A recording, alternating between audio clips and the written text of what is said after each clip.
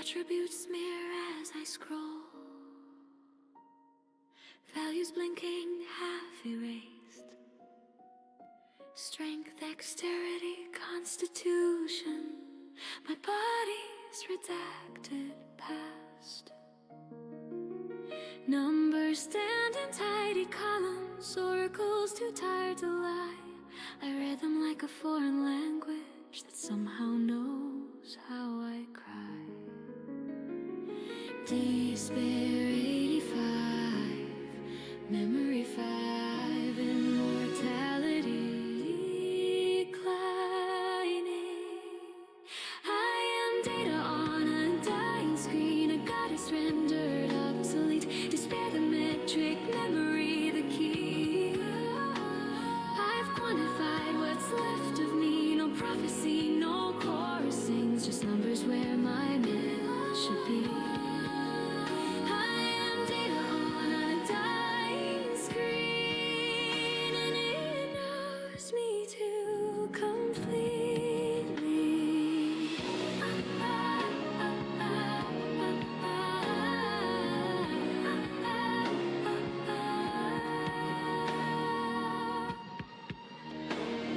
Charisma cursed at 120, a beauty I can't undo. Willpower 5, how poetic, even courage withdrew. Each stat a wound made legible, each value a scar that stayed. What mortals feel and try to bury, I calculate and display. Despair equals gravity, memory equals.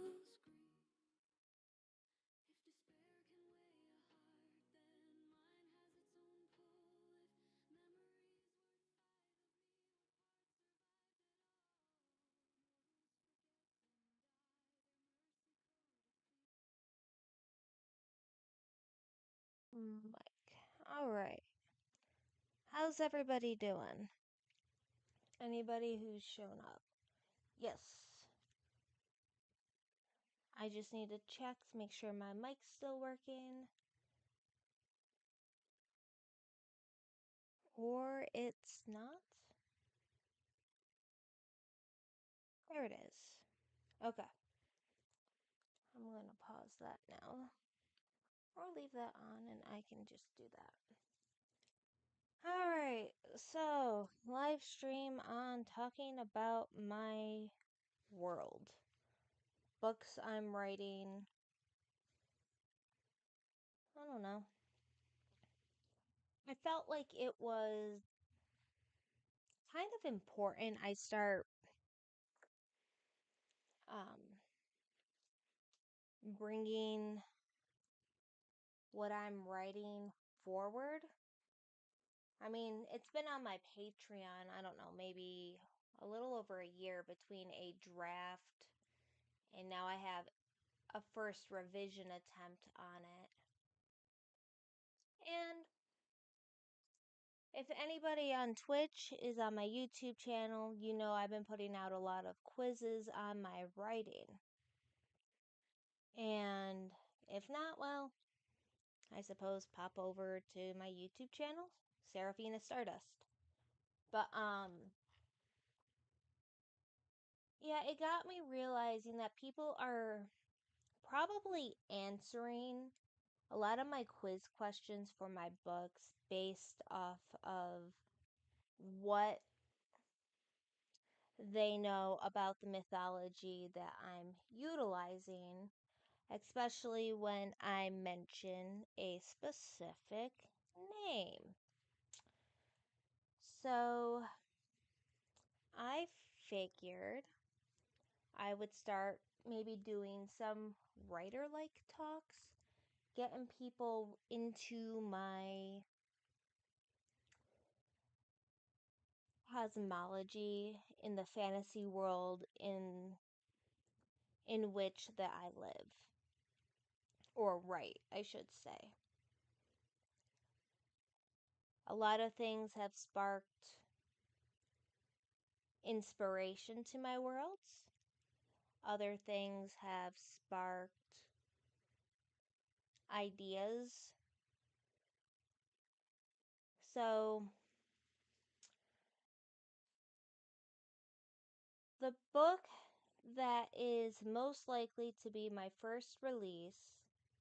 I don't know when, I don't have a release date. Drafts and revisions are available on my Patreon. Is a book I called Bound on Time, or Bound in Time, BIT for short, BIT. And so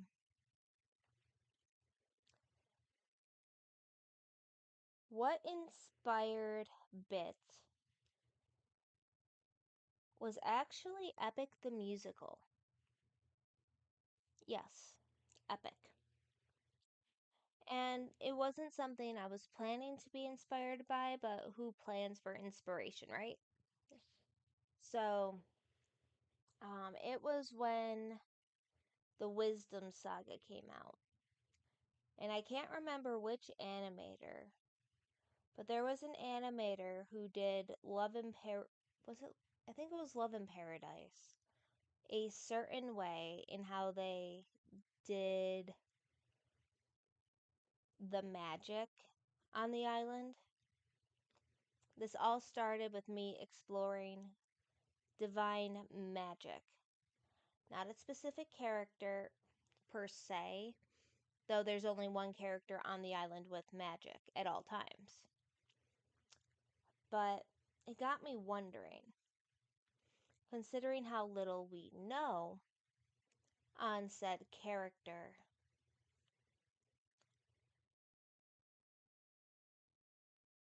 what if she's not actually in control of her divine magic?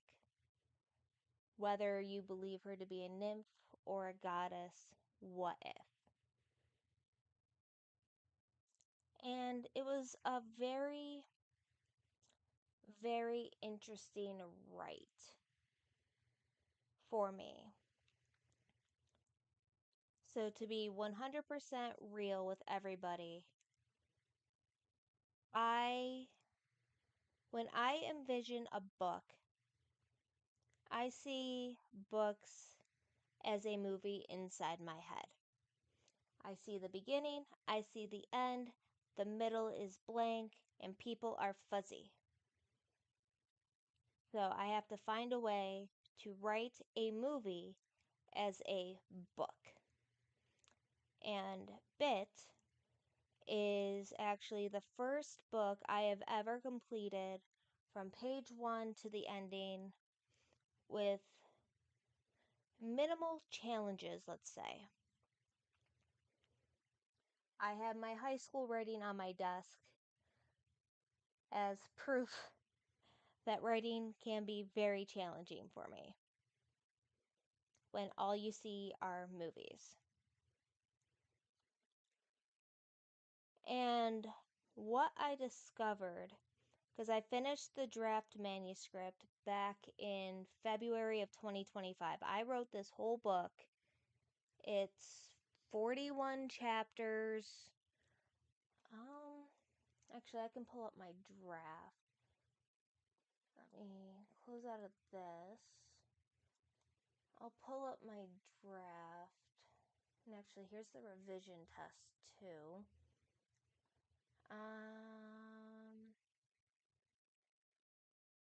Is this it?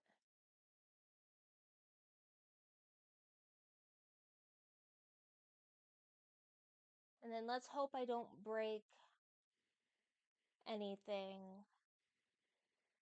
when I switch the camera stuffs around. Yeah, I think this is it. My computer's running a bit slow. I have to do a hard thing. Let's see. I think it's display. Do I want to keep it on this or do I want to go?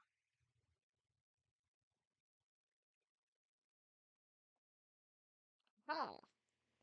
Oh, nope, that's just. Haha! Display capture. Switch. There we go. So this is my draft. I don't know if I can make this any bigger for people to see. At least I don't know how off the top of my head. But if I am to highlight everything and pull it up, My draft I wrote in 6 months is 102,623 words, roughly 41 chapters, and it's a mess. I realized that some chapters that I thought were in certain places weren't. Things were a little wonky. And you can actually, if you don't want to go to my Patreon, you can actually find the draft on Royal Roads as well.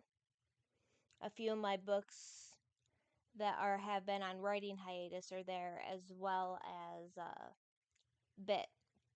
And yes, I did actually rename this because it was more about time than the actual characters themselves. Um, so for my books, no, I'm not going to say forget everything you know about mythology, because I pull heavily on lots of mythology.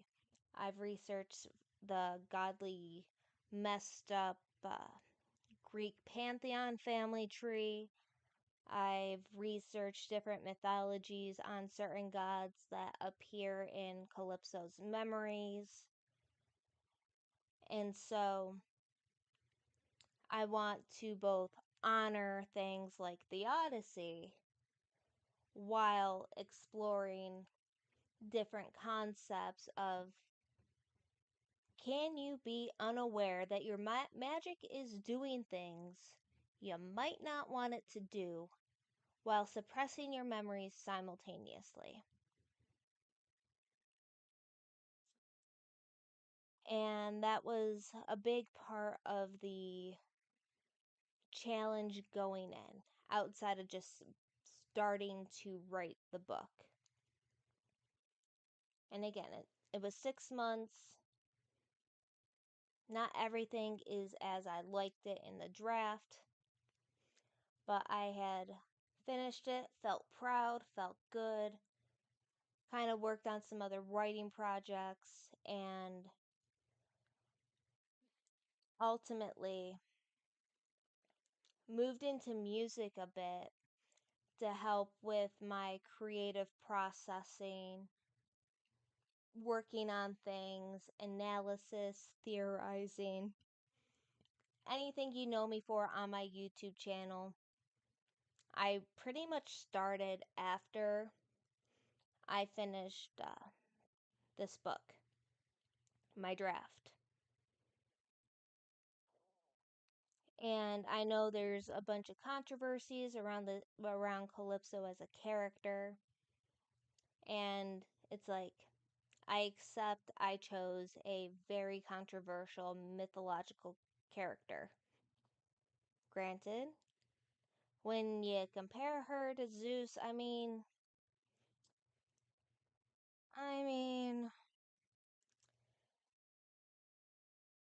we need more rep in all the other godly nymphs and other divine beings, immortals, no matter what way you swing the pendulum. But I'm more about morally gray. Every villain, about 99% of the time, no matter how badly they do something, has a story. And Calypso just seems like a footnote. We don't know why she's on her island. We don't know anything besides her being a daughter of Atlas. So it gave me a lot of room to play with.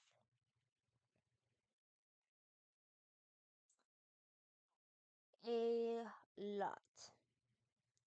So I know whenever Bound in Time does get finalized, published, and out there for everybody, I'm expecting a lot of very not nice comments coming my way on just my choice of who I chose.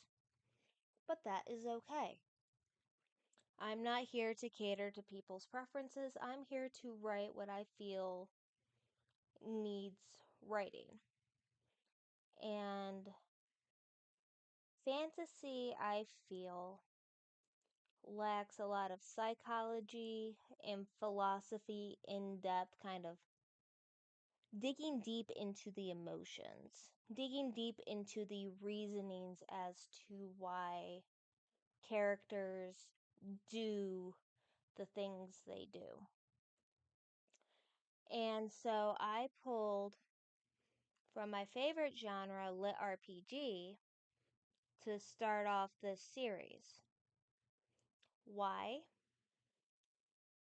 It's a stat screen. Who doesn't want a stat screen? And in a way, this stat screen helps a bit of the backstory to everything that goes on. That doesn't mean every book I write is going to have screens, though I'm very tempted to find ways to meander their way into it because I think I take a very unique approach. Considering how long it took me to even get a system in place to work. Because my draft is very. I still don't think, if because this is part of the stat screen here. I don't feel like this is the right format, the right template for a lit RPG. Why? Because all the lit RPGs I have read has been in the form of audiobooks. So I only have audiobooks to reference on top of trying to see if I can find snippets anywhere because I can't afford to find more research material outside of my like 20 plus book series that have lit RPG in there. But this is also a special book for the fact that this is the first book after I was going through my revisions, because I started to do revisions the last somewhere between November and now. I've been working on revisions and then got me analyzing my book. This is the first book that I can confidently say does not need my character Zephyrith in it to connect this book to at least one other works in progress that I have. Because I unconsciously had done stuff in a different series that's on hiatus because I have to figure out how to do political fantasy writing for what I want. That and it's called the Waiting Queen series. And that book series explores Penelope, Odysseus's wife, for the 20 years they were gone, or he was gone, to explain why it took like 10, 12 years for suitors to start showing up, why Poseidon was so hell bent on Odysseus for 10 years. Little things like that. Because with Penelope, I wrote, I think it's 5, 6 chapters for her. I'm not going to pull it up on my phone to look. But I bring in a lot more gods and goddesses in her book series that kind of have a cause and effect with Calypso and why Odysseus didn't actually fall for Calypso while he was on the island for 7 years. It's like inverted blessings, is what I'm calling it currently.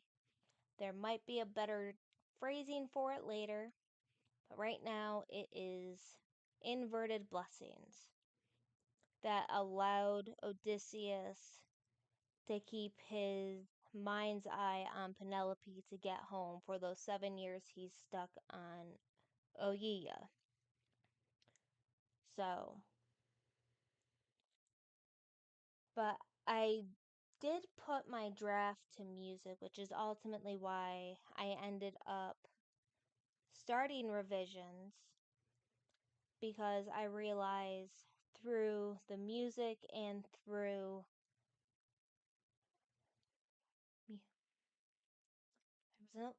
maybe it was just the music. Oh, I was trying to figure out how to do plot 2 for the series, which I don't have a name for, because Bound in Time was supposed to be a standalone book. And in a way, it could be, but it just doesn't feel right to let it be a standalone book at this point.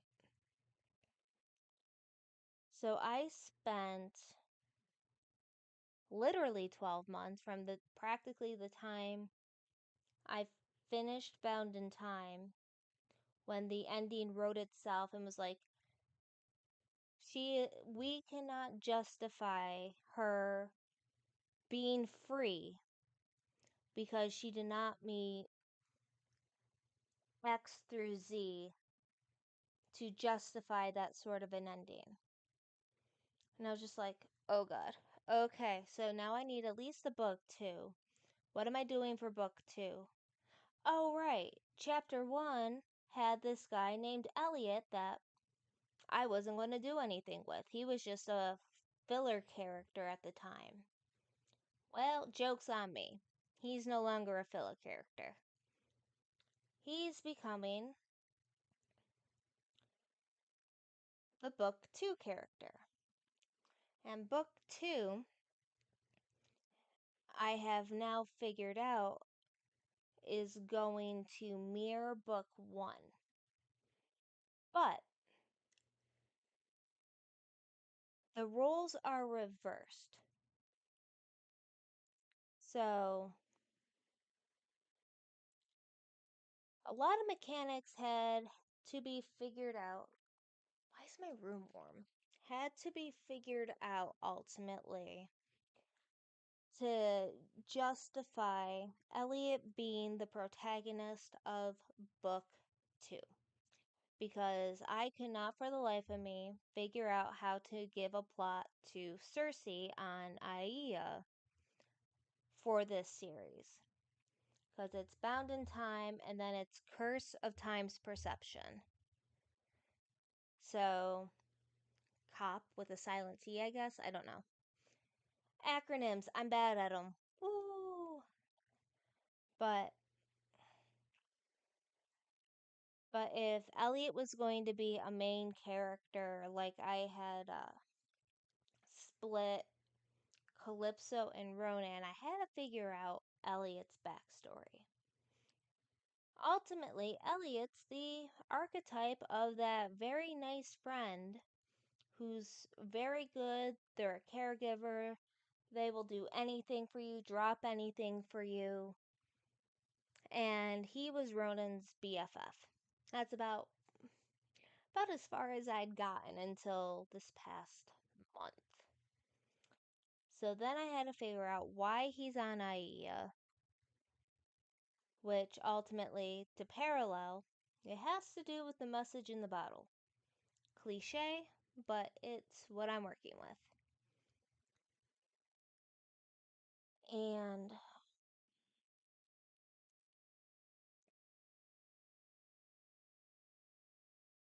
And I had to figure out how to tie Elliot and Ronan together with, while also tying, well, I don't have to tie Calypso and Cersei, but they're, the fact that they're islands, they have islands to their own, is kind of what helped me.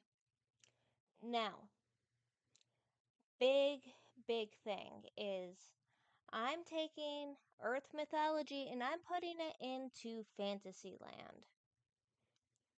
What do I mean by Fantasyland? It's going to Fantasy Earth so I can ultimately not overthink cultural norms for the ancient Bronze period of the time setting of the Odyssey. It would just make me lose all inhibitions for writing altogether. So, I take what I can, use what I can, where ultimately my ADHD isn't going to put a hard nope on it.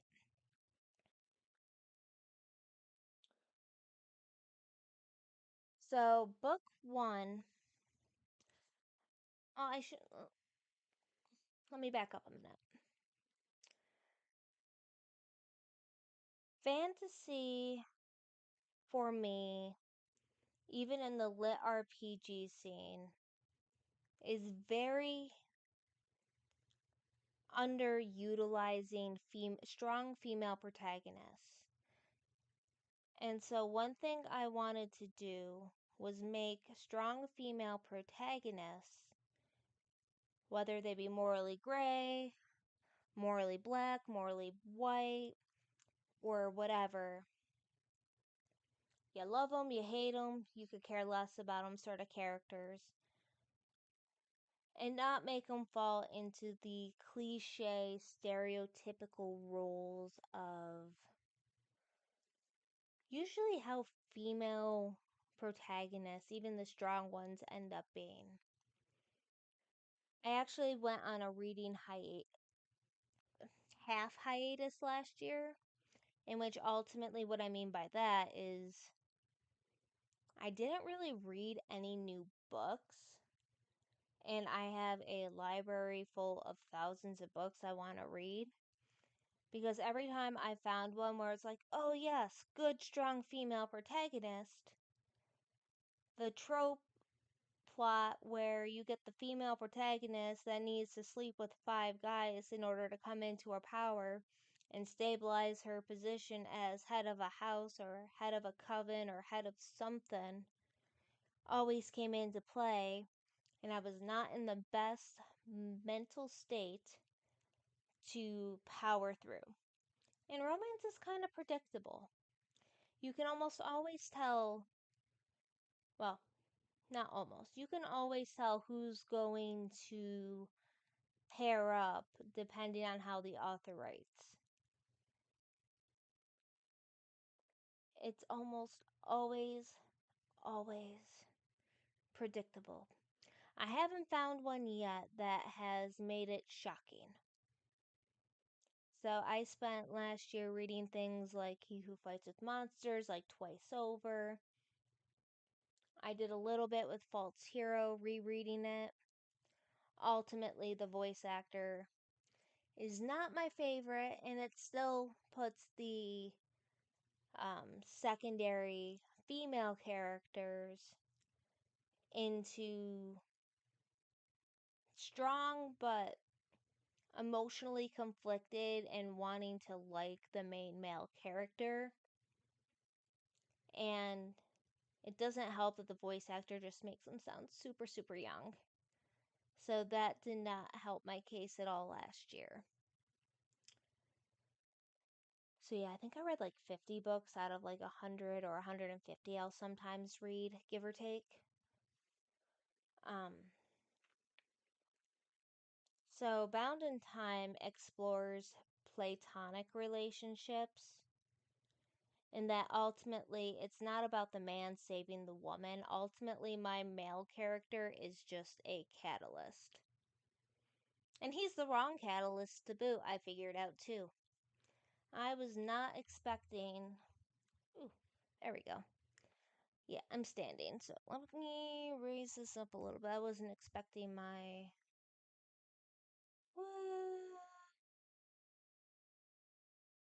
Haha!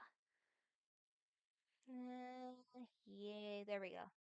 I'm on my wobble board because I need to stand. I got home from work and decided I was going to live stream talking about my writing. So ultimately,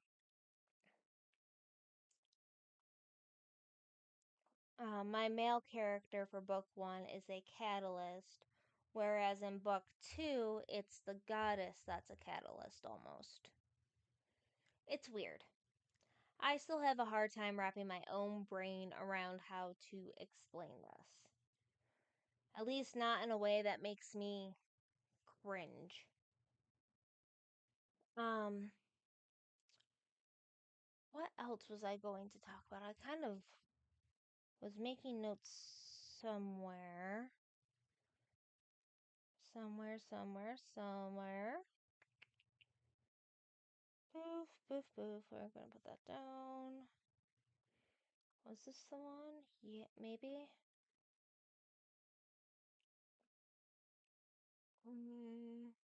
Yeah. I will say I do have an image somewhere of how Calypso ends up at the end. I commissioned an artist last year to try and help me visualize a Vithis.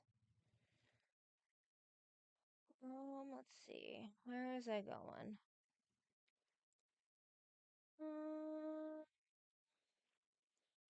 Okay. Anyways, let me go to those quizzes, and that will probably help me out a bit more to guide my thoughts here. Let's go back to the first quiz I put out in my Bound in Time series.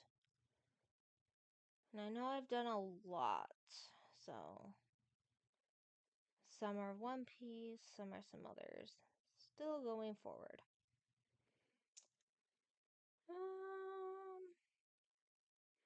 Alright, I think I found it. That's One Piece.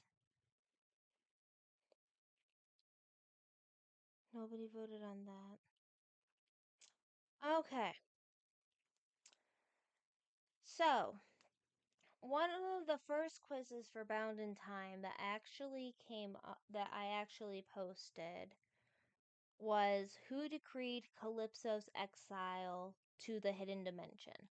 I say hidden dimension because ultimately I imagine that Oyiya and Aiya are both in little pocket dimensions on Earth, regardless if I'm on Fantasyland Earth or Earth Earth. You can blame me being freaking brainwashed by fantasy and stuff, because I've read fantasy with Fae, in which there's pocket dimensions where they end up in the Fae realm. Think I've watched a conspiracy theory with Bigfoot being able to go through portals, but that could just be me expositioning my own fantasy weird brain onto real life. I don't know. And that was like over a decade ago, I thought that. So, one of the big things with Bound in Time is I did have to find a way to. I'm going to say justify because this is for world building and writing specifically. Not that any of Calypso's actions should be justified if we're going off the implications of the Odyssey. But I had to justify why she's on Oyiya and didn't just leave, because this takes place during modern times. I am very non-specific on my dates because time means absolutely nothing in my books. If you read my books and think you're going to figure out a timeline, good luck with that. The best you'll ever get out of me even trying to figure out my own timeline, because I didn't want time to be a factor that makes my brain way overthink, is book 2, which is supposed to be a parallel to book 1. About the only thing from Mythology right now that I have solidified into book 2's skeleton, outline, whatever you want to call it, is the 1 year spent on Cersei's Island. That's about the closest you're going to get to a timeline of how long book 1 and book 2 are, and it's not going to feel like that. And I didn't want it to feel like time was past. Well, I didn't actually think about the time mechanics, and I didn't want to because ultimately this kind of turned into more of a mental health sort of a book. And with mental health, time, at least for me, doesn't mean squat. 5 minutes can feel like a year, and a year can feel like 20 seconds. It is what it is, what it is, what it is. But Zeus is ultimately the key to the exile. I'm calling it an exile, not a not a she decided to live on Oya and then never left, because then there wouldn't be a plot. That the book would not exist if I didn't rework, retweak some mythology. In which ultimately I had to come up with a curse, I had to come up with a prophecy, and the more I keep thinking on it, even after one revision, I'm probably going to need to rework them some more. Another big thing with me specifically is I am big on colors and I am big on numbers, numerology. And because I wrote this in such a weird mental haze state, I can't explain why I wanted those things, but I'm sticking with it because it works. Though, I wonder if I could work time into numerology, or if that will be the final book sort of thing. Do I have... I don't know if this pen works. I'm gonna have to... I know this pen works. Let's see. Time plus numerology.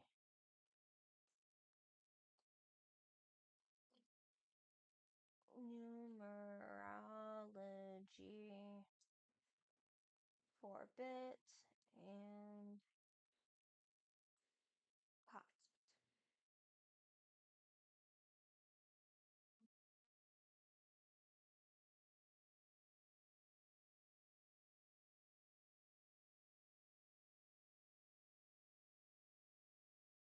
Because the only thing I've managed to ink out of my own writing is the only number of significance is the number of quests Calypso ultimately failed,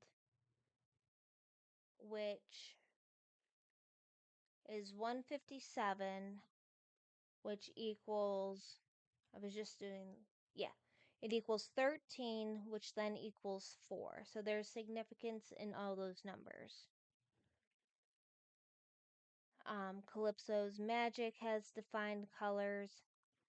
I took inspiration from Wuxia novels for Zeus, so all of his hair coloring has to be redefined. Like, I'm at a point where at least behind the scenes I need to better understand the magical properties that the colors insinuate, because the one thing that is, I suppose, I don't know if you can call a non-sentient thing a villain, but there's a magenta haze that ultimately develops within Calypso, which is part of why she does what she does without memory, because mental health is hard to explain. Let's just blame it all on Zeus. because it is the Zeus's issue.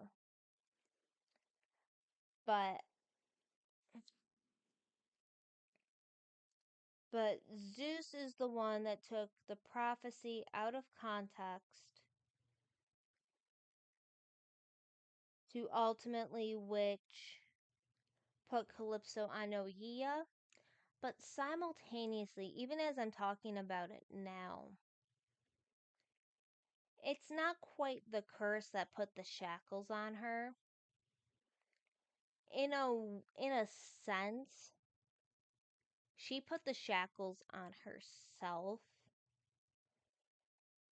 because at least before the first quest ever appeared to her, at least in my mind, she would have been able to leave.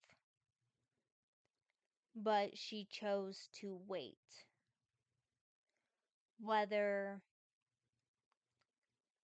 and I might need to do some more writing exploration on it, but it's kind of like,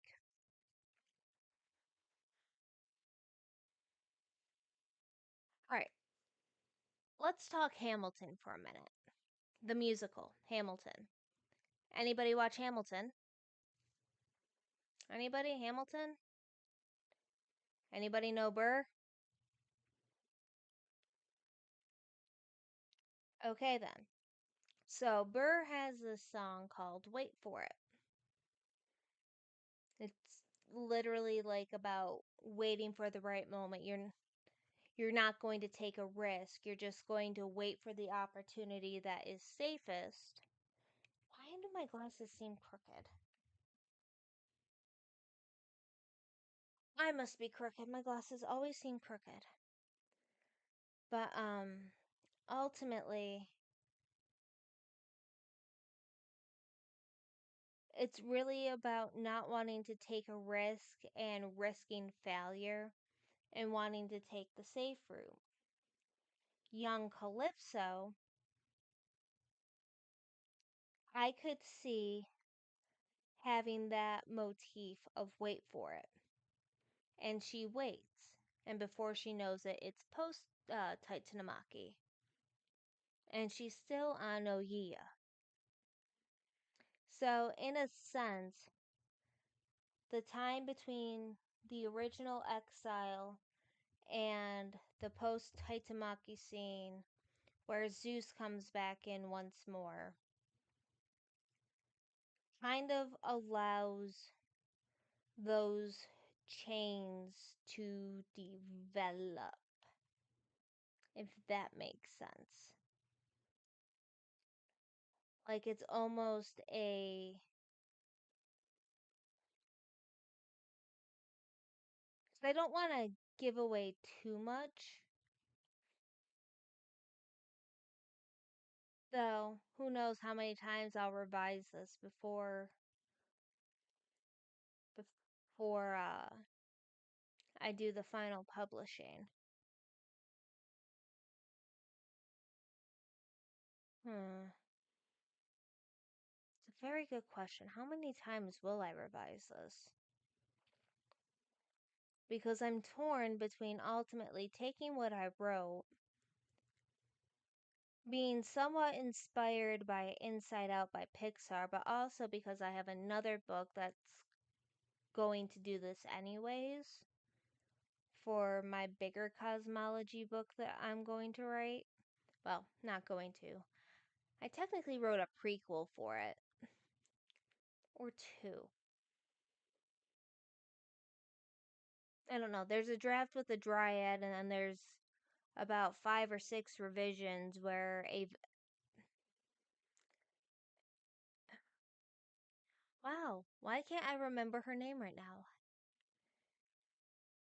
I got too many A names.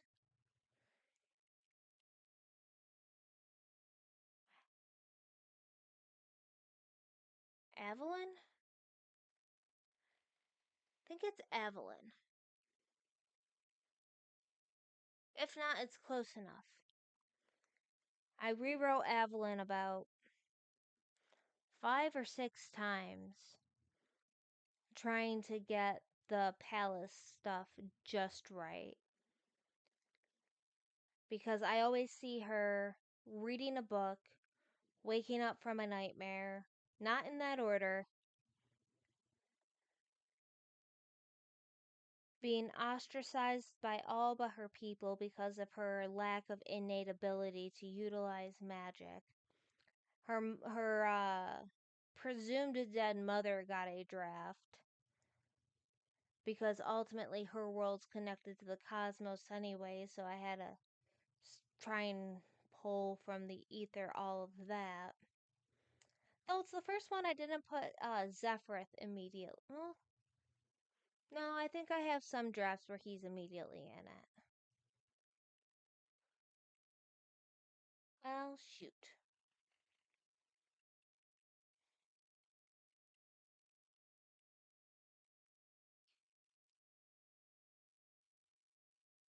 I'm losing all train of thought now. Maybe it's getting closer for me to actually take my nap because I've been out of work for almost 2 hours now. But let's follow the quizzes on my YouTube channel for now. And I can explain some of the answers. But if anybody wants to read the revisions, they're also on my Patreon as I figure things out. I'm also going to be pulling out my tarot deck to help get to know my characters better because Elliot and Ronan really need some polishing on their characters. But that's fine. Let's see. Where did I leave off? My phone shut off, so... Oh, there it is. Well, that's the Waiting Queen quiz, which is about Penelope. Here it is. Bound in Time. What core mental health theme is most central to Calypso's arc? I've had people answer with depression from isolation and dissociation from forced roles. I mean,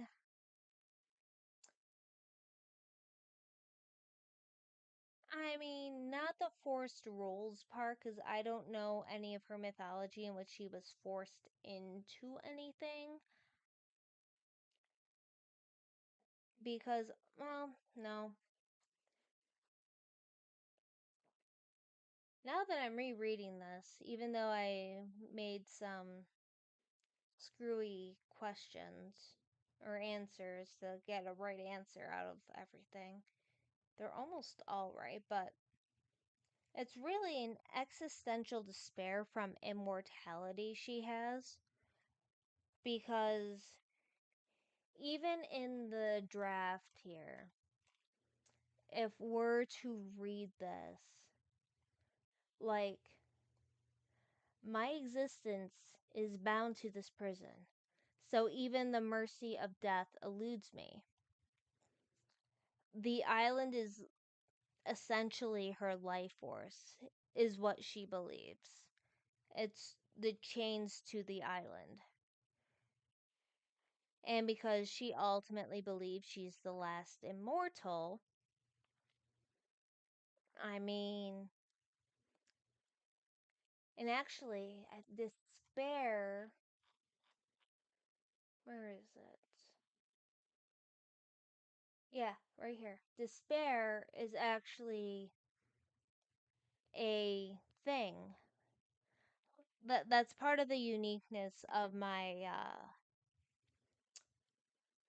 my system, my lit RPG system, is I don't just use stats. I use emotions. So charm +5 for that whole seductress sort of thing when she tries to seduce men. Willpower to ultimately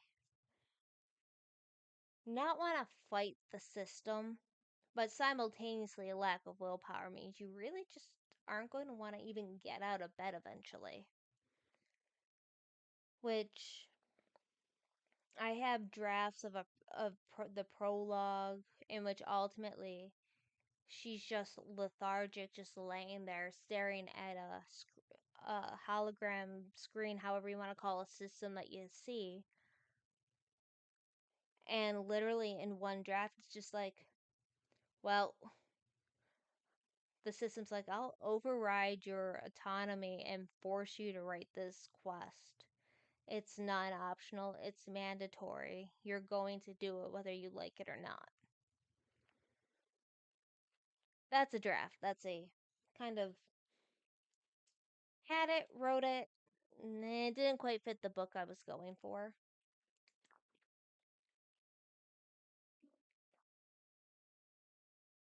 So there's that. But it's about the lack of agency and finding a way to write this book to show that Calypso had no agency. Even when it seems 10,000% she is fully in control of her actions. It's almost like exploring the idea. If you had something bad done to you, and you do something bad to others, regardless if you remember you did it or not, who's the true villain? The original perpetrator or the middleman who became a perpetrator because of perpetrator number one? The whole generational trauma thing. In generational trauma, who's the villain? Is it the parents, the grandparents, the great grandparents?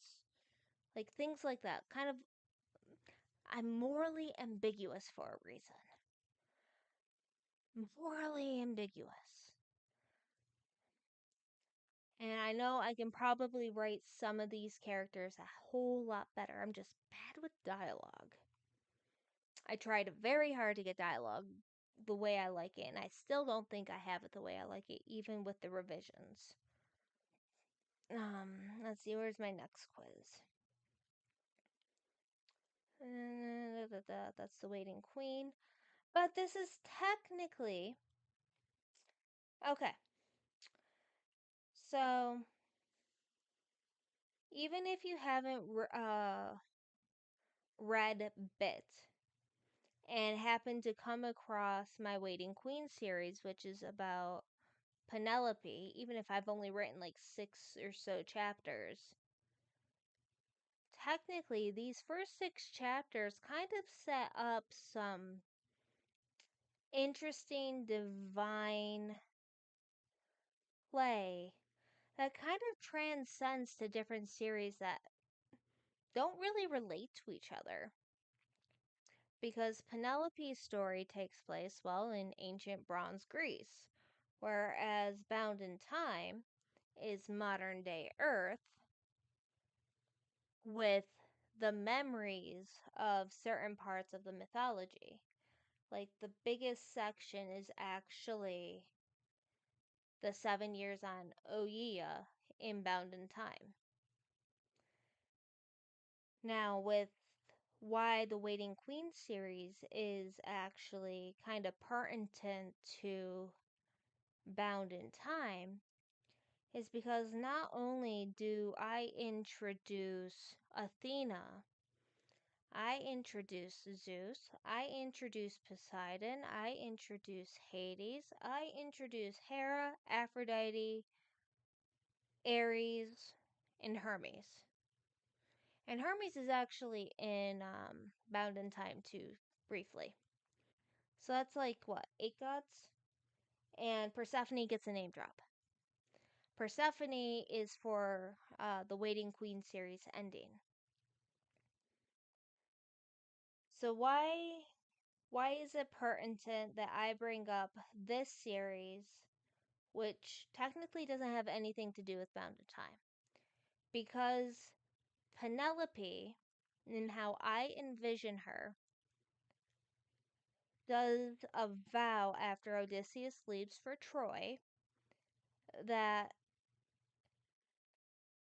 that resonates with two of the goddesses, Hera and Aphrodite. Yep, I said it. Hera and Aphrodite. Hera is the queen. If I pull up her mythology, Hera. Um, she's a protector of marriage and women, especially during childbirth, but marriage and women. That's part of the reason I chose her to give a blessing to Penelope to help at least protect Penelope for the first 10 years. Now, there are caveats to both the blessings, and that's under the condition, really, that Zeus, Poseidon, or Hades does not get involved. So, ultimately, when I guess Poseidon is the first one to really truly get involved, in a sense, I'm confusing the Odyssey with Epic the Musical a bit, all because of Polyphemus there. But ultimately, when Poseidon gets involved, the blessings do technically come off of Penelope, but because by all technicality's sake, with how you have Xenia and all these cultural things, I I've been learning as I go this past year, so I'm not very knowledgeable, but what I do know is what I'm trying to, yeah. But because of Xenia, technically, especially when you think about Circe before we get to even Calypso, Odysseus never technically cheats by ancient Greek standards of Xenia and what counts as cheating between spouses for that time period. So Hera's blessing would, because of the marriage bond, by default go to Odysseus technically. I haven't quite figured out the rules on how that helps, but it's what I've been trying to figure out. And then Aphrodite, well, actually, Hera.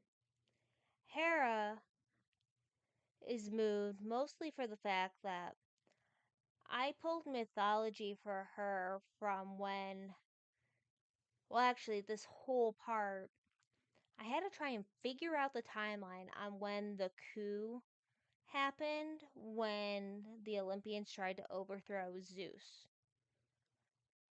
I had to figure out how that fit into this timeline with the Iliad and Troy and the coup. As I said, I pull from certain mythologies to make things make sense. And so Hera, from what I understand, as punishment for the coup, had to stare into this abyss like void. And so when I bring us in to see the gods for 2 chapters, because it took 2 chapters to have certain Olympians all react or not react to this vow Penelope made. Hera felt like a good choice, and she's in a deep, depressive, dark funk from staring into abyss. I could not imagine a strong woman, even like Hera, rebounding quickly from something like that, from how I understand that lore. And so Penelope's passion in that vow stirs Hera enough to get for Hera to give a blessing and to start regaining her goddess like vigor to go about her duties once more.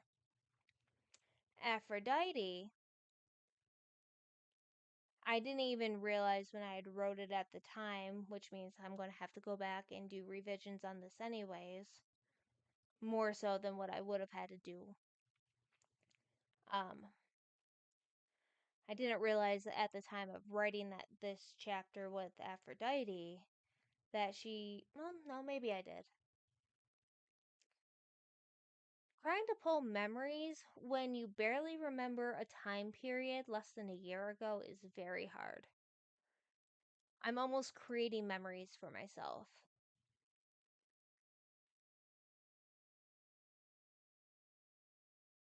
Let's just say I had an inkling. But ultimately, I never referenced Helen of Troy for Aphrodite's small scene.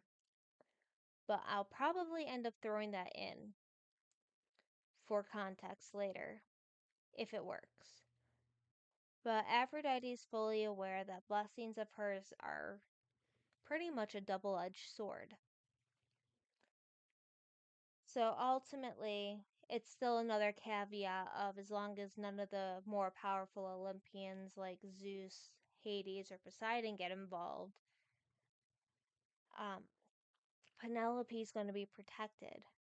But when Poseidon does, it inverts on itself, which ultimately is why the suitors show up.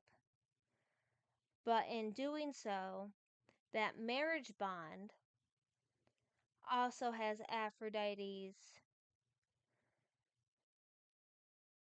uh, blessing go through it to Odysseus to help strengthen Odysseus's love for Penelope. And with the marriage of Hera, Aphrodite, it's part of what builds builds or reinforces Odysseus's willpower to stay loyal while he's going through all of his trials between Polyphemus, between Circe, between Calypso, the Lacedaemonians. Like, those blessings are part of why he can say no. Or he's so focused on getting home that he ultimately forgets that his crew is human too and needs a break as well before they all go crazy trying to get home because Odysseus doesn't want to stop anywhere. He just wants to go, go, go, go, go. Um, I've thought about bringing Hestia into it. I think I have a draft somewhere. I think I've lost it, but I had a draft somewhere where I swear I wrote Hestia into. No idea. I have yet to be able to locate it, and I've been searching for a couple of months on and off for that one. But those two blessings by Hera and Aphrodite are part of the reason why Odysseus, being quest one of Calypso's quests, is a failure. Which, that failure being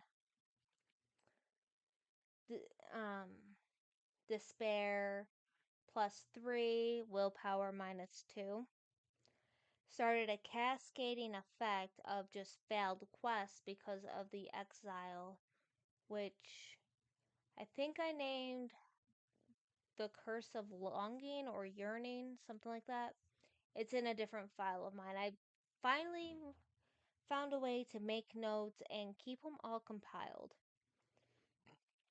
You would not believe how many papers I had been writing on for notes that got lost, trying to keep them in Word documents, them getting lost, and not being able to locate information. It is absolutely horrendous with how scatterbrained my writing was. It's a miracle I finished a book at all in writing. Um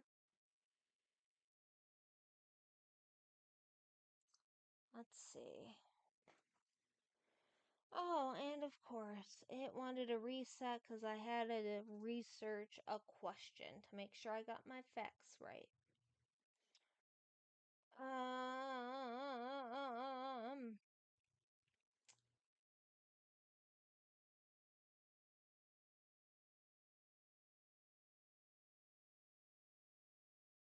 let's see.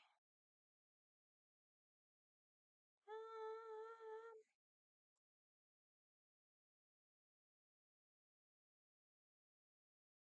come on, where is it? Oh, wait, that must have been, yeah, no.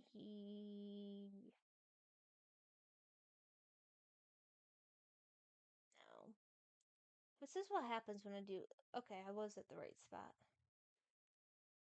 Um,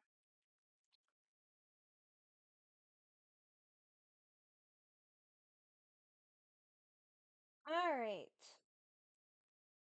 The next one that most people got right was what punishment makes death impossible for Calypso, which it's immortality tethered to the island. I personally need to explore whether or not it's self-inflicted immortality tethered to the island, whether it had something to do with the magenta haze, or if it was actually the exile slash prophecy. World building mechanics sucks. It really does. Even without adding the meta character into the series. So, what illusion surrounds Calypso's prison? So, it's in a dimensional space instead of it just being connected to the Mediterranean Sea. So, it is a perfect sky, perfect water. It's always calm. It's always nice. And because time does not exist in my writing, at least for this series.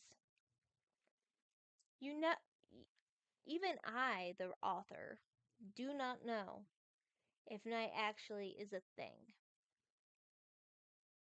Because change only occurs when my book starts.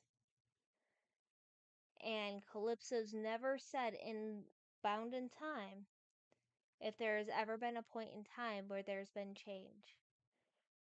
And by change, I mean not just mortals washing up and leaving, I mean actual change.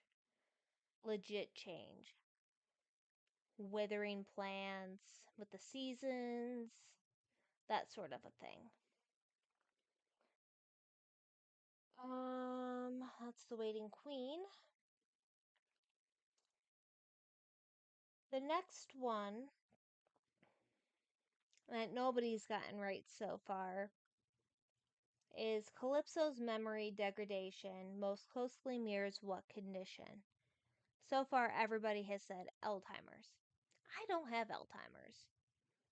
I don't know anybody that does have Alzheimer's. I'm going to have to actually look up precisely what that entails.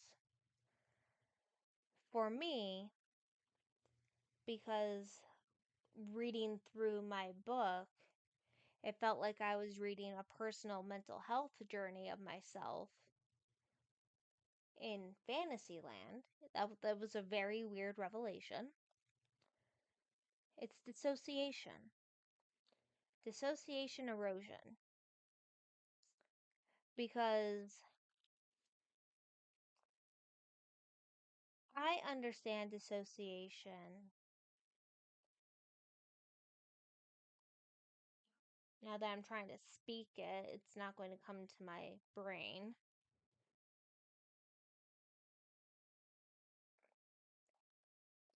It's disconnecting thoughts, memories, feelings, which is often um, because of an overwhelming response to trauma. And so when I think dissociation now, and some of it's because of this book. I think of it like a haze. You know it's there, but you're trying to go through pea soup to find those memories. So, for her, up until Zephyrith, the meta character, comes in, the dissociated memories, those feelings, the things like she did to these men like Odysseus, they're kind of like compartmentalized in a box, locked and thrown in the deep ocean where she can't find them. She doesn't even know she's missing these memories, is how I've taken my approach to this. And still, there's a lot of work I have to do on this because a lot of it's written through my own experiences. So, things I experience or how I identify my experiences to certain medical terms might not be fully 100% accurate, so things have to be taken with a grain of salt. So,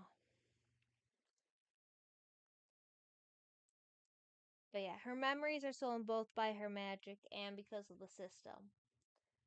I mean, let's see. There's that.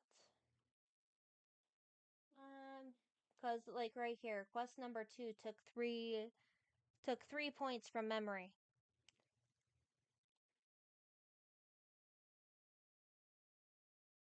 Um,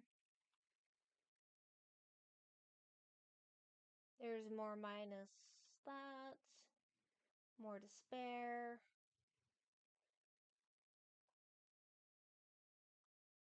And yes, she does get a memory fragment back. But this right here is where the book truly starts. And she has one of these very self-destructive habits where instead of moving on with her immortality, she goes through the quest to remind herself of all the quests she failed.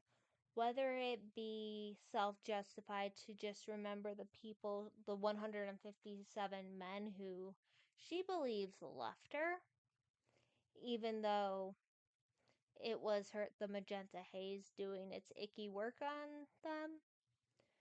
It's hard to say.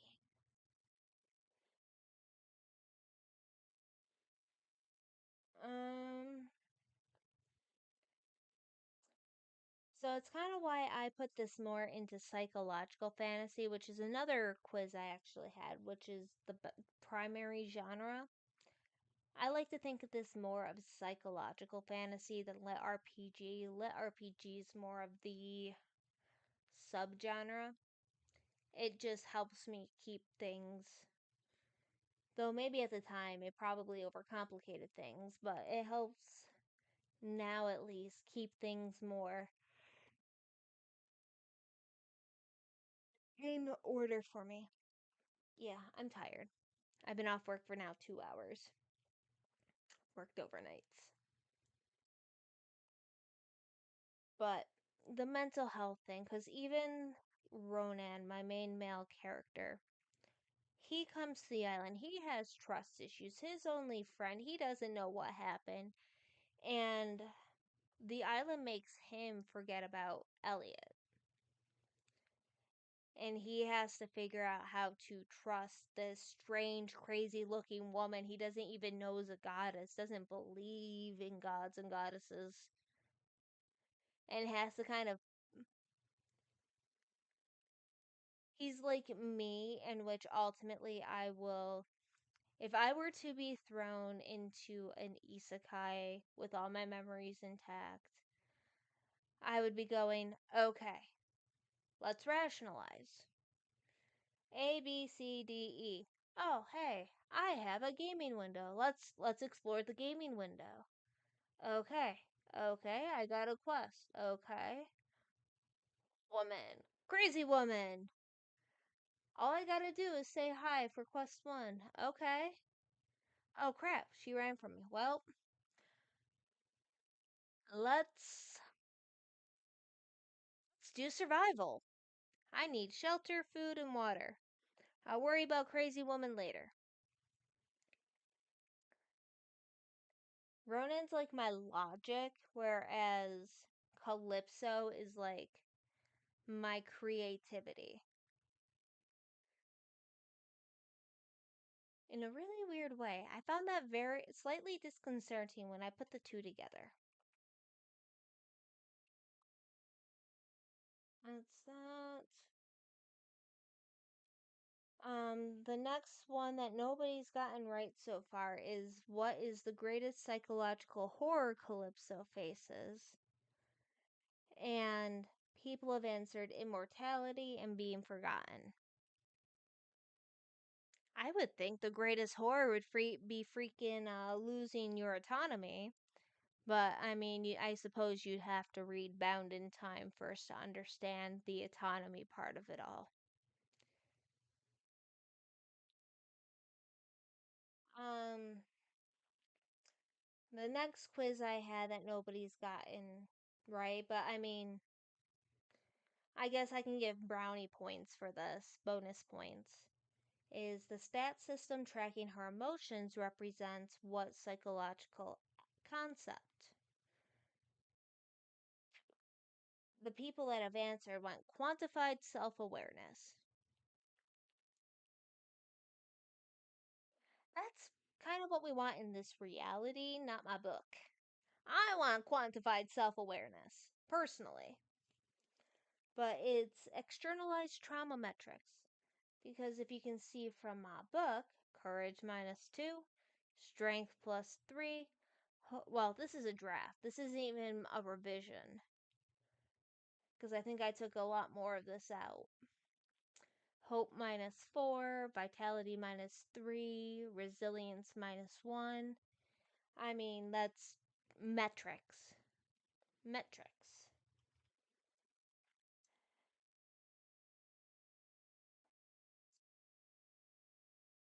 Um, the secondary genre layer shapes Calypso's narrative. I know I said a little bit ago lit RPG, but that wasn't an option for this quiz.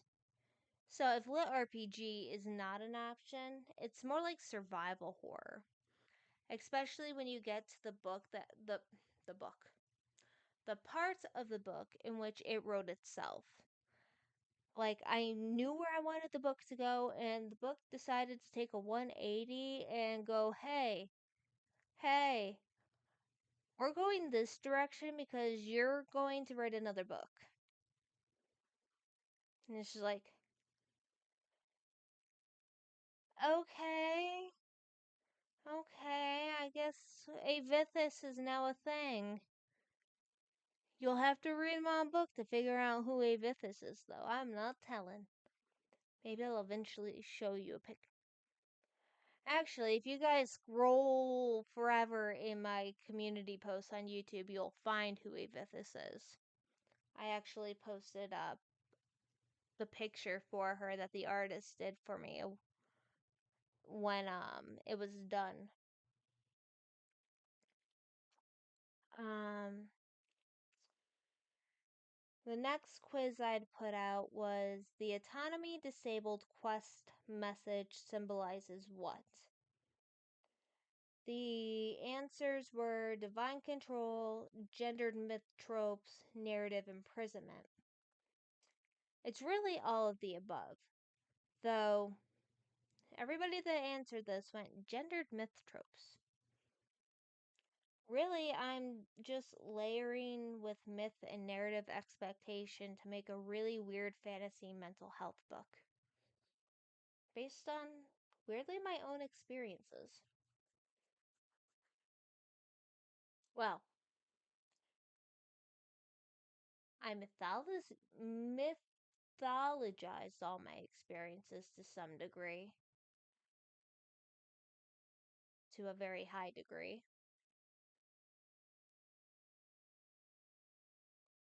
I might have to explore just how high of a degree that is, actually. Hmm, that's that. That's back to One Piece. One Piece. Waiting Queen. Ah. Yeah, and then half the people got this quiz question right for Bound in Time, which is what modern storytelling device appears in a mythological setting? Half the people said RPG, everybody else said multiverse portals. It's RPG. I like role playing. I'm still wondering if I'm going to make the emotions more sentient like Pixar did in Inside Out. I'm very tempted to at least draft a couple versions out to see if it even works. Because it would be interesting to see like hope and despair have a conversation every time they get negatively or positively affected, and how that affects Calypso's perception of reality. It'd be interesting because I'm envisioning them in barred cells, like rectangular barred cells in a island scape inside Calypso's mind.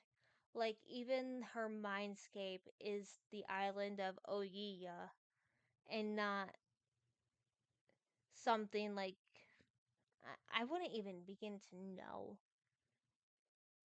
because I just have Pixar keep popping into my head with Inside Out, and that's not how I think a god's mind would be.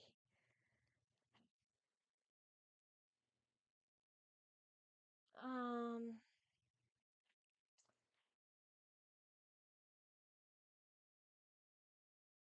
so the next quiz I did for Bound in Time had to do actually with the first revision I was doing, or am doing, did do. Most of it's on Patreon, not all of it yet. But pretty much asking, is the main plot resolved? And pretty much anybody, the people that answer were like partially. It's only begun. Um, no, no, it's just a catalyst. Book one's a catalyst. The plot really is to see if to I have a thesis, not really a plot, because it's very non-linear. It's very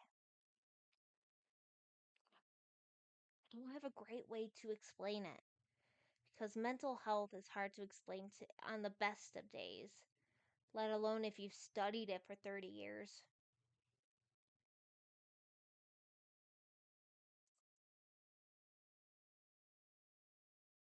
But I mean, sure, the message in the bottle is all about Calypso gaining her freedom. But can we truly say even the choice she made at the end means it's partially resolved? I personally don't think so. And I'm writing the darn book.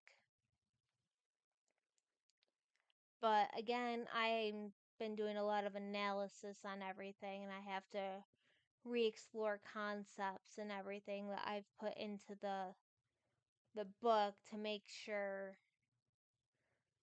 things that work in book one don't break in book two, or don't break when we go to Requiem of the Rising Flames, or title to be determined, the Astral Trials,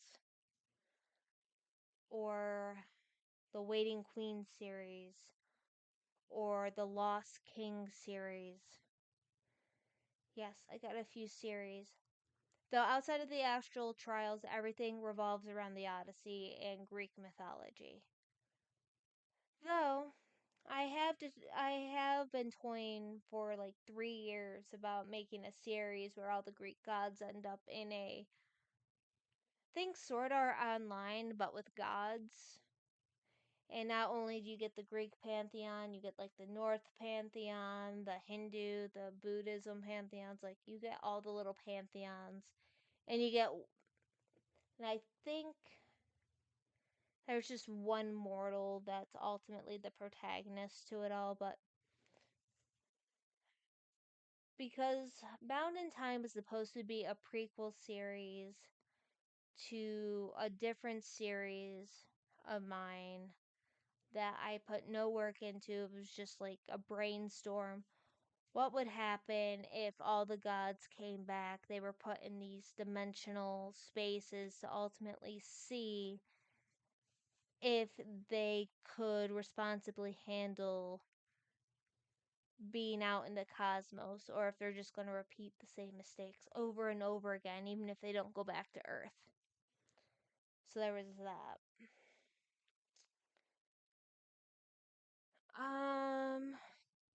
We've talked about the message in the bottle, which was a different quiz. Um, so I'm starting to hit quizzes that nobody's answered yet. So it'll be interesting to see if these now get answered if anybody's watching this.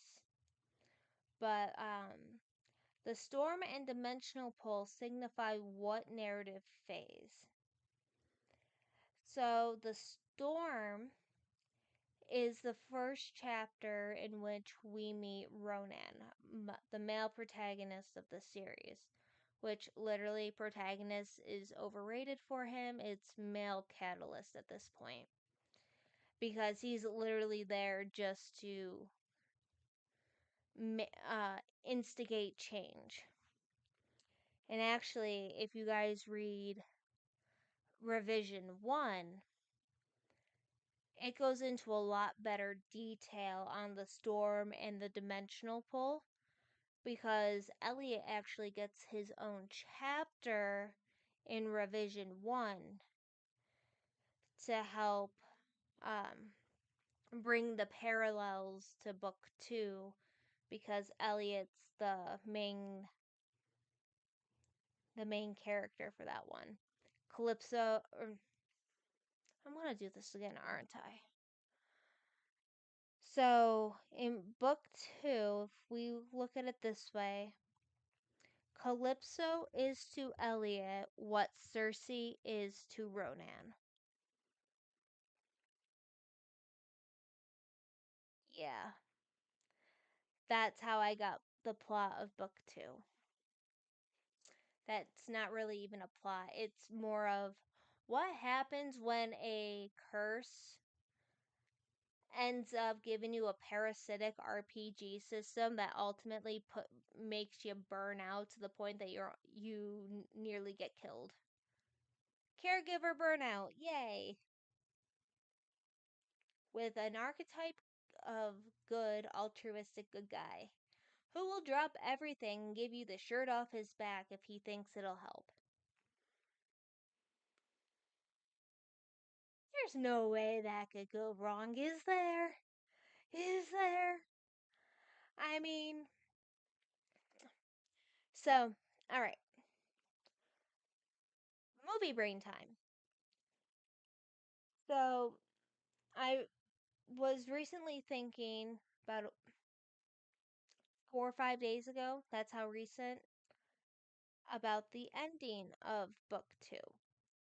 Because book 2 mirrors book 1, so ultimately what happens in book 2 is going to have a rebound, repercussion-ish effect on book 2. So I was like, well, what if Elliot dies? Because I was looking into the whole, I think it's philosophical study. It might be psychological. It's one of the two. And I'm very unfamiliar with it, so I have to actually do a little more research for this, because it's going to affect book 2 if I go with it, or book 1 if I go with this, in which ultimately you have your 3 deaths. And you can think of it like the underworld, like you die 3 times before you can ascend to godhood. Like, I think it was Hercules that did that, if I'm remembering that correctly. I vaguely remember hearing, reading, watching something about that. So I looked into it.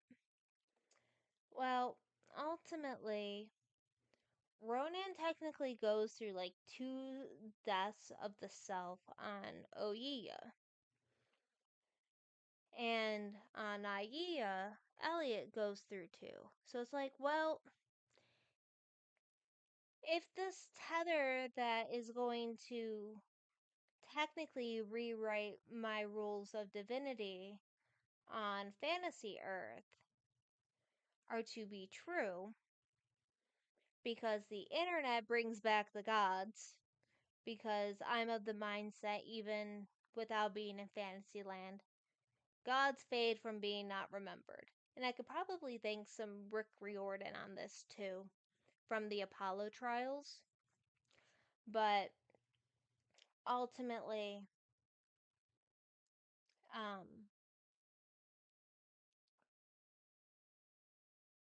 ultimately, when the internet comes back in, people start remembering the gods because the knowledge is accessible. All the archaeology, all the mythology starts being publicly accessible at literally a click of a button. Which is part of why I had the whole God Redemption arc series with all these gods and everything, and that's why Zephyrith was going to be at Earth. But events with Calypso brought him early. Timelines, I hate you. But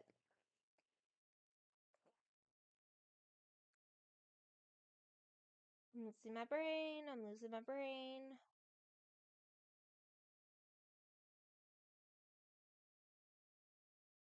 I lost my brain. But I know it was about this. Insane. Alright. They were talking about the 3 deaths. And so ultimately, Ronan, if choices made are made the way I hope they're going to be made, I'm at a state of mind that every ending of every book I'll ever write is going to be written by the book itself and not me. The beginning of the book is all me writing. The endings of the book are all the book. I don't have much say in the book's ending, unfortunately. But how I see it, how I've envisioned recently the ending of book 2 is ultimately an Elliot death. Because with how book 1 ended, it's like, well, book 2 is going to be Elliot and on Aia. Well, it was going to be about Aia. Originally Cersei, but now I'm steadfast on it being about Elliot. Book 3 is going to be an underworld journey. Do we see Elliot? Do we see Odysseus? What goes on in this journey? I haven't quite figured it out yet. I'm half a mind to have some reincarnations, some past lives. Book 2 will have a sex scene in it. Fair warning, book 1's platonic, book 2 is not. But it's not a romance. I refuse to write romance. I'm redefining meanings of sex and all that other jazz. So just not child friendly, but at the same time, not an erotica, not romance.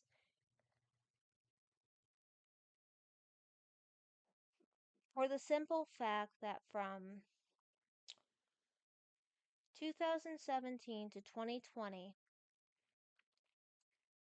I read over 100,000 chapters of Wuxia novels on Wuxia World. I can't name all the titles off the top of my head because it's been way too long, and it was at a period of time where I worked 3 jobs. And it was one of the few things that kept me sane. I do know there was one book with a fox in it, and the whole story sort of reminded me of Pokemon, but it was awesome. And I do know some of the books that I did read had manhwa for them. A lot of them were completed. I do know one of the books I was reading at the time, I actually was playing the Kingdom Hearts 3.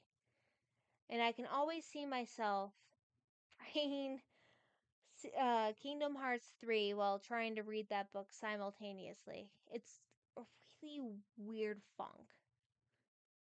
But yeah, there's that. But the storm and the dimensional pole have a lot to do with Elliot's choices, which redefine actually his character archetype for the book.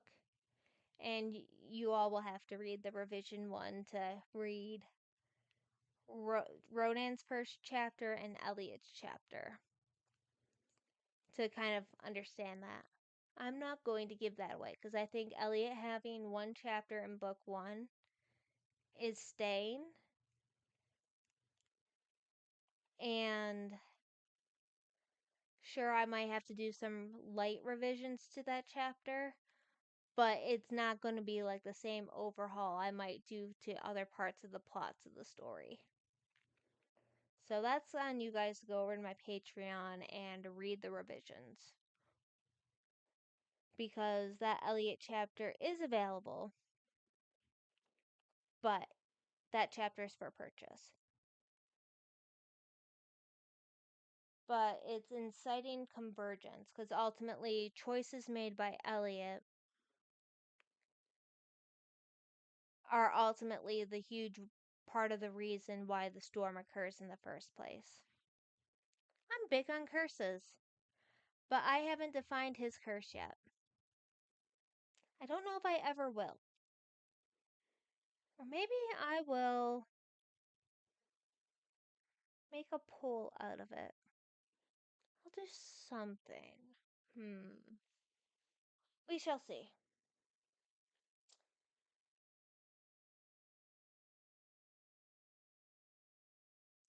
And then people, for whatever reason, thought the bottle function, the bottle for the message in the bottle functioned as a MacGuffin. I've always taken MacGuffin without.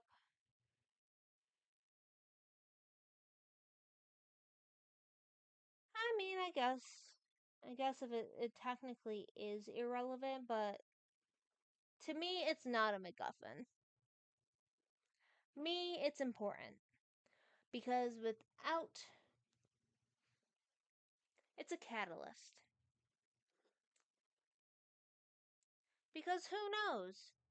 Who knows if I'll bring it back in book 2 or book 3, huh? Because it mysteriously disappears. Just like Elliot's memories, or not Elliot, Ronan's memories mysteriously fade of Elliot throughout the book. Which is part of why he was originally an unimportant foil character in the original draft. And now I have to give him more stuff. But there's more to the bottle than meets the eye. It just seems that way. I just have to finish all my necklaces. This is what happens when I come back to a book and realize, oh crap, there's more to it than I actually wrote the first time, and I have to figure things out. I gotta figure out where to even write this stuff so I can locate it again and remember how it's logged. But oh, that was close.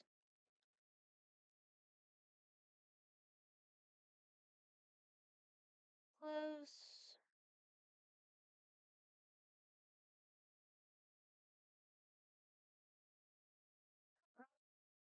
There it is, yeah. What narrative function does Ronan's disappearance serve? I guess it depends on what part of the story you've read when you answer this. I personally think this question has more to do with the ending than it does anything else. Because Ronan only technically disappears once in the entirety of Bound in Time. Because this ultimately does not reference the storm, it does not reference Elliot in any way, shape, or form. It's about him disappearing from Calypso. And so for this quiz, it's actually an all of the above answer. It's hero introduction, stakes escalation, and dimensional crossing. And hint on dimensional crossing about why book 1 and book 2 are mirrors of each other. Because at the end of book 2, things from book 1 come in. Little important there. Though I still won't 100% label any of my characters as heroes. It's more of self-discovery. But you can be a hero for yourself. I'm a firm believer of you can be a hero for yourself and yourself alone. You don't have to be a hero for anybody else. Um, let's see. What are the other active questions? Calypso's quest log represents which plot structure? Fate ledger, narrative checkpoint system, divine punishment record.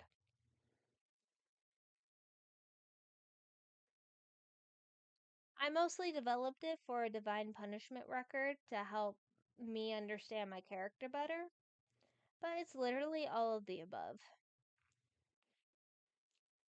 I use it only a little bit for a narrative checkpoint, especially when it comes to Ronan. But for everything with Calypso, it's fate and divine punishment.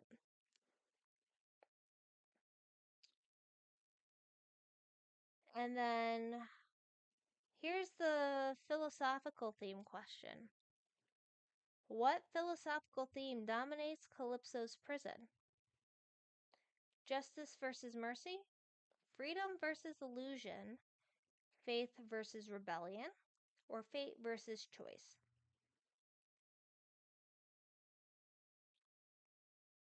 It's freedom versus illusion. I mean, her whole island in my version of the book is literally an illusion. I won't tell you why, because the ending of my book actually speaks for itself, and it's probably why the couple of comments I've had on the book draft on Royal Road said the ending was very nice.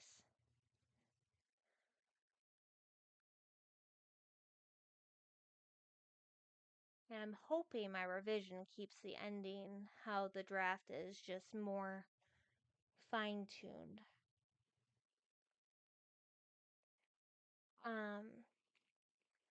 What trope defines the repeated mortal visitors? So Calypso in my book had over the 3,000 years she's minimally trapped on there. It's more closer to 5,000, but my best guess is she was on that island minimally 2,000 years before Odysseus ever showed up. If I were to put a timeline to this at all. And after Odysseus, she had another 156 men wash up on her shore over the centuries. And if you can see over, there's my mouse. Like here, the Starstruck Scholar. Let's see.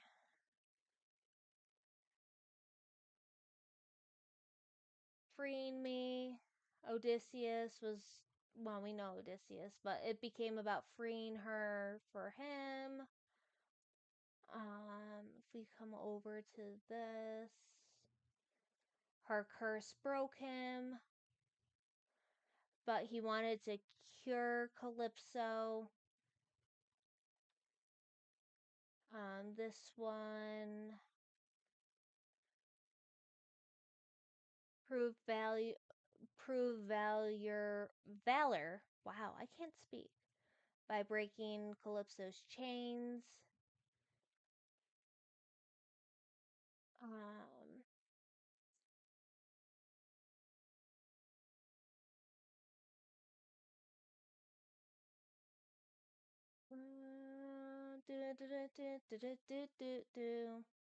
But yeah. But yeah, they're all liberation attempts because of the exile curse, which I don't remember offhand which, unless me doing a. Oh, it's not going to do the thing it normally does. Oh. Oh, I got notes on this one. Um,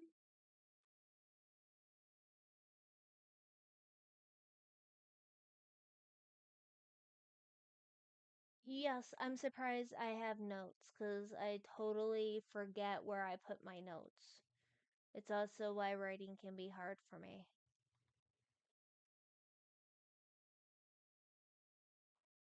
Ba ba bum bum bum.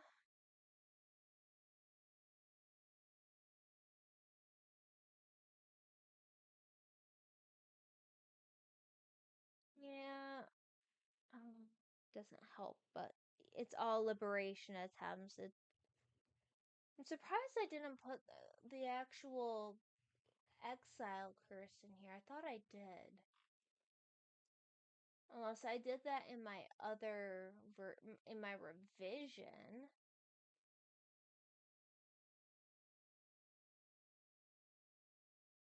Or it's just in this. No? It has to be in my revision notes.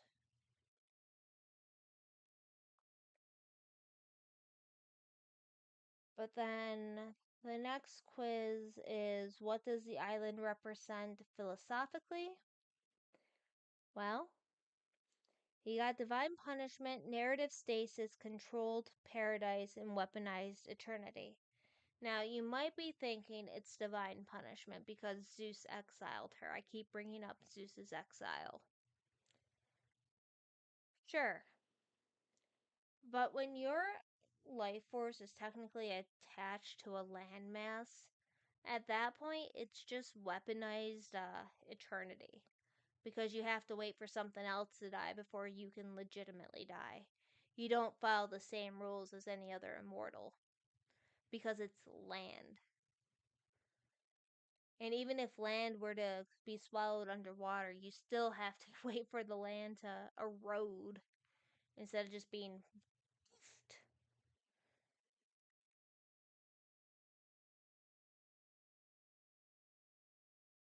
And then, which archetype best describes Calypso? Um, so far, everybody who's answered this is the exiled goddess, which, sure, it's true. But it's more true for regular mythology, not for Bound in Time. She's more of a tragic gatekeeper. And I still have to explore that more because I think it has more to do with the magic more than an actual representation of gates. And when you guys actually read my draft, whether it be on Patreon or Royal Roads, or if you decide you want to read my revisions, you'll kind of see where I'm going with the gatekeeper thing. And I actually have to see if one of the drafts I wrote for a side story for one of the chapters is actually posted yet. or if I'd actually handwritten that, because there's actually I have a chapter, or a half chapter so to speak, in which Zeus sexually assaults Calypso. I'm not shying away from sexual assault in book 1. I might not write explicitly the scenes, but they're there when I do use them for narrative storytelling devices, whether it be with Zeus, with Hermes, Odysseus, her memories, things like that. Because I want to pay tribute to the original mythology while also being able to tell the story in the way it wants to be told. And so, in this side story, after the deed with Calypso is done, Zeus ultimately notices something weird happened. You can read the book to figure it out if you're okay with sexual assault scenes that are more sensory than they are graphic. Sensory. I like sensory. But if that piques anybody's interest, how you write sex scenes with sensory stuff going on, my Patreon, even my Royal Roads has it too. Though my revision is probably better than the draft. But I digress. In the draft, I remember writing for Zeus, the little side story of Zeus. Ultimately, Poseidon had witnessed this act. As ultimately Zeus was like, "You're going to have a visitor soon," which is ultimately Odysseus. But Poseidon had witnessed this act, and ultimately Poseidon goes to the underworld to go to Tartarus, and Poseidon shows up, and there's just a small exchange between the three gods because Zeus thought he felt Kronos stir. And I didn't get much farther than that, honestly. If I'm being honest at all. No, I thought I updated. Yeah. Sorry, something on the thing that I used to stream on 2 sites had a different title and then confused me for a sec. Alright. The next quiz that actually went active yesterday is Calypso's fading identity explores which existential concept? It was either the death of the body, the death of memory, the death of narrative, or the death of recognition. Memory is an obvious choice, but it's actually incorrect because Calypso's memories are technically sealed. They don't actually go anywhere. They're sealed like think about when someone has a very traumatic event, like even as a kid, and ultimately after that event happens, they can't remember anything. They remember everything leading up to the event and everything maybe a few hours post event, but nothing from in between.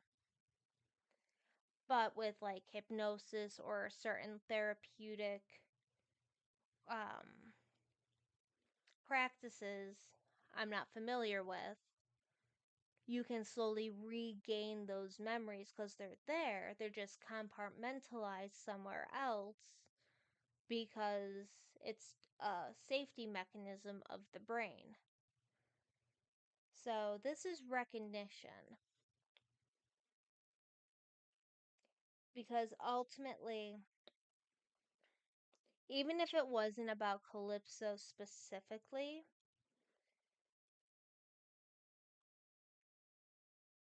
it's the idea that gods fade, gods die, whatever you want to word you want to use, when mortals no longer remember them. So that's why the gods are no longer around for millennia until the internet, because it's the idea of being forgotten.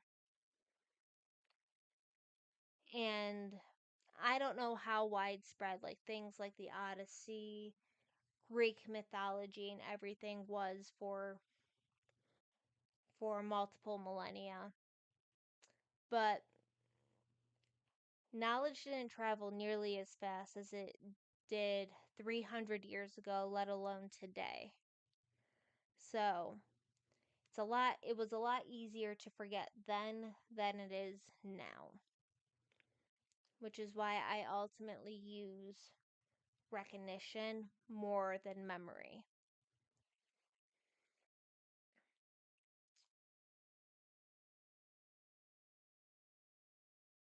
And I think that was my last quiz. I had got more scheduled. Yeah, my next quiz comes out on the 9th for my book, which I'm slowly going to start transitioning quizzes into my videos over having them do a lot in my community posts now that YouTube allows quizzes in the videos. Granted, I don't have any videos of my books, so I'll figure out how to incorporate them in at some point, but I think I need to go to bed because I have work in 13 hours. And I don't want to bore you guys by watching me yawn all the time. But I did get some concepts to think on for my book series. And there's a possibility I might use my tarot idea to better get to know my characters in a live stream in the future. I might even read some passages from my book in the future, but we shall see. Again, live streams are more of impulse choices for me. There's a lot I'm doing with videos right now, and I have video editing to do for the Stray Gods game that I played. And there's another game I want to play, Strays, I believe. And just kind of go from there. And I've started doing some analysis on campaign 4 for Critical Role. So a lot going on, which is why I ultimately can't schedule these live streams.